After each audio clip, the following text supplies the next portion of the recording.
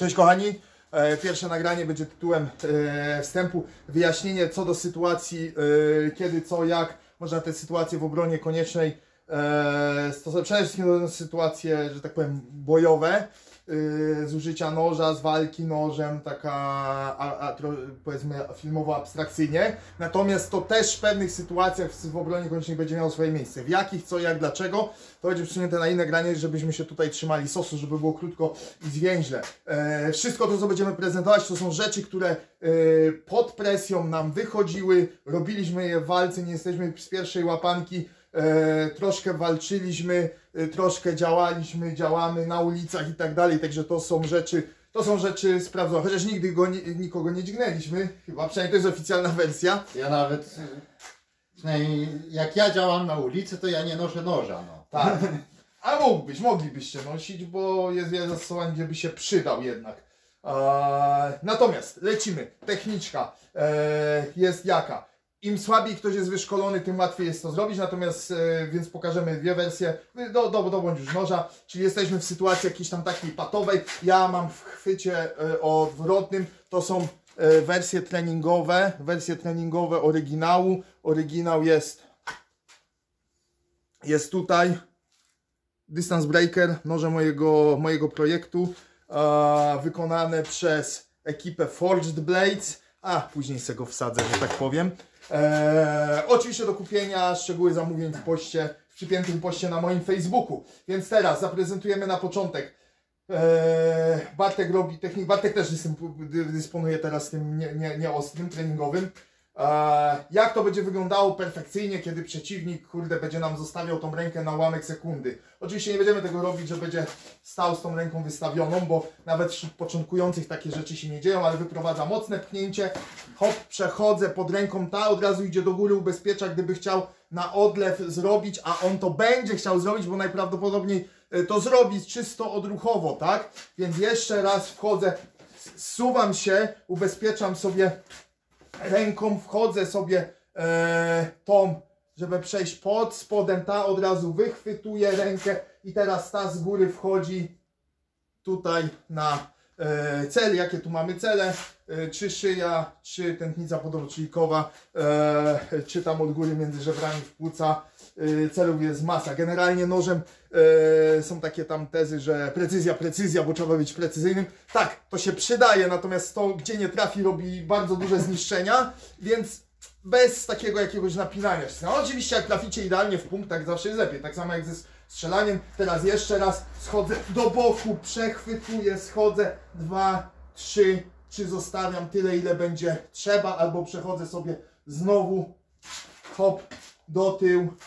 Mam rękę na dyszlu, nie może już mnie zaatakować, tutaj nie ma możliwości i teraz robię cokolwiek. Raz, 2, 3, 4, 5 i kark 6, bo mi przyszło do głowy akurat teraz.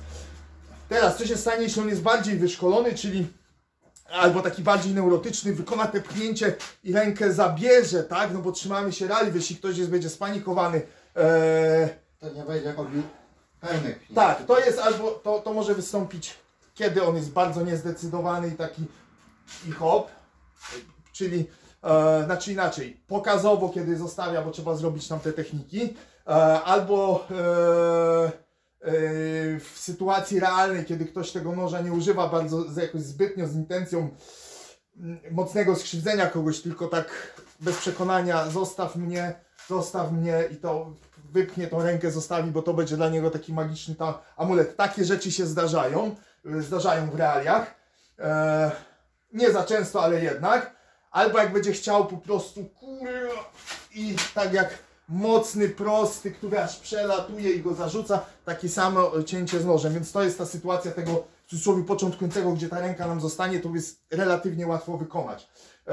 Tak? Co teraz, jeśli on zaatakuje szybko i po prostu pchnie i przejdzie? Dlatego ja wyprowadzam po skosie, zbijam, ta ręka ubezpiecza, tak? I teraz tak samo mogę wejść, hop, bo tu trzymam, teraz ta jego ręka jest uwięziona, bo tą trzymam, ale jednocześnie tą dociskam, tak? Tutaj, tu akurat mi weszło jeszcze zgięcie łokciowe, czyli jeszcze ściśnięta bicepsem i teraz stąd wchodzę tam. Oczywiście jego obroną ma tutaj dwie do dyspozycji, bo albo jak się połapie, pchnąć tą ręką w przód i to mi tą moją rękę trochę zatrzyma, albo tą po prostu zablokować, czy w ten sposób, czy po prostu tutaj, tak? Więc jeszcze raz zrobimy szybko. Hop, zabrał tą rękę, widzimy, ale dlatego, że moja hop i szła już do przytrzymania tej jego ręki tu, to wylądowała tam, tak? Czyli jeszcze raz, hop, zabrał, jestem tu, wychodzę z atakiem. On w tej sytuacji akurat się obroni. Jakby się nie obronił, cele mamy takie same, czy tutaj szyja, dołek, czy tętnica podobojczykowa, czy skręcimy lekko, idziemy na serce, czy przepona splot nerwowy, tak? Więc jeśli robi to szybko, hop, przytrzymuje, hop, hop, hop. Teraz zablokował, więc co robimy, jeśli on to mi zablokował, czyli wchodzę, hop, zablokował, przy tym dziabnął mnie paluchem, mógłby dziabnąć na przykład w oko, ale teraz co robię? Distance breaker ma dwie krawędzie tnące, ale to zda egzamin nawet jak nie ma. Druga krawędź tnąca po prostu pomoże, bo jest większy nacisk, ta ręka będzie zraniona, bardziej zadziała ten odruch obronny, że tą rękę będzie zabierał. Jakby była nieostra druga krawędź tnąca, to też tym naciskiem sprowadzę tą rękę i teraz mogę wyjść, jeśli chcemy się tak fokusować, bo nóż i cięcie, no to teraz elegancko wychodzę znowu z cięciem i wracam pchnięciem z góry. Tutaj znowu mamy tam tętnicę podobojczykową, czy co tam sobie wybierzemy. Albo zablokował, odwodzę, od razu wychodzę, mamy kółeczko, może być bez kółeczka, mamy kółeczko, możemy ustawić rękę tak niezbyt wytrzymale do uderzeń, ale tu niepotrzebna będzie z pełnej pary, tylko z racji tego, że tu jest stal, pyk, pyk, akurat odsłania szyję i wtedy wchodzę, jest raz, przekręcam, dwa i lecę. Przypominam, te nagrania są powiedzmy z czysto wojowego użycia noża. Byłyby powiedzmy bardzo i jeszcze tam kilka bardzo po przecinku, niewiele sytuacji, w których nawet w obronie koniecznej można by tego użyć, ale tych sytuacji jest naprawdę minimum. Także jeśli chodzicie na samoobronę i ktoś was tego uczy jako samoobrony, tylko i wyłącznie tego. Na tym się opiera, to jest to grube nieporozumienie, wylądujecie w pace albo zginiecie. Tak, natomiast przypominam, czysto bojowe użycie noża. Jeszcze raz na koniec dwie wersje, kiedy on wykonuje hop wolniejsze, tą rękę mam ominiętą i tak wchodzę, tak, w jakiś tam cel. Raz, jeśli mnie zacznie teraz tu odpychać, to wyprostem tej ręki i tak trafiam, jest rozprostowane, mogę przejść pod ręką, hop, przejść dalej i coś tam zrobić. Teraz druga wersja, kiedy on pchnie i zabierze, hop, raz, dwa, jeśli zablokował, raz, dwa, trzy, cztery, pięć, sześć, siedem, tak, 8, potylica 9 na przykład. Nie trzymać się sztywno kombinacji, to wam wszystko wyjdzie w praktyce. Jeśli to jest dowolne narzędzie, dowolna broń, jeśli to byłby zwykły kawałek czego? Nie wiem, wału napędowego, zwykły pręt, który byłby tępy, tak? Czyli taki kawałek tej długości pręta stalowego, jeśli zaczniecie gościa tłuc, bach i bach, nie ma specjalnego znaczenia, gdzie traficie, to tak czy inaczej będzie robiło bardzo duże zniszczenia, tak?